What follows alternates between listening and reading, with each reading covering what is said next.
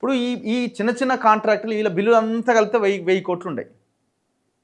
Mega Krishna Reddy, Ponguleti Srinivasa Reddy అయితే రావడంతో ఎత్తుకపోయింది 300 కోట్లు 400 కోట్లు. ఎలక్షన్ల గెలవంగానే ఫస్ట్ బిల్లు క్లియర్ అయింది పొంగులేటిదే. దాదాపుగా 10,000 నుంచి 13,000 కోట్ల బిల్లులు బడా కాంట్రాక్టర్ల బిల్లులు మీరు క్లియర్ చేసి, ఇదే సచివాలయంలో రకరకాల పరికరాలు అండ్ వైర్డ్ అండ్ వైర్లెస్ నెట్వర్క్లకు సంబంధించిన వాటికి విషయంలో 200 కోట్ల బిల్లు కూడా క్లియర్ చేసి, దాని మీద కరప్షన్ జరిగిందన్న ఆరోపణలు ఉన్నా మరి ఇట్లాంటి చిన్న చిన్న కాంట్రాక్టర్ల బిల్లులు ఒక 1000 కోట్లు రిలీజ్ చేసి ఉంటే అయిపోయేది కదా.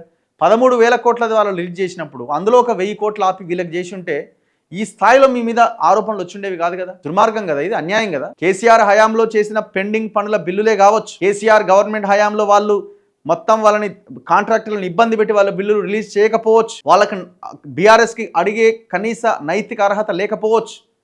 కానీ అల్టిమేట్గా మీరు గవర్నమెంట్లోకి వచ్చిన తర్వాత మీరేం చేస్తుంది అన్నది కౌంట్ అవుతుంది కదా.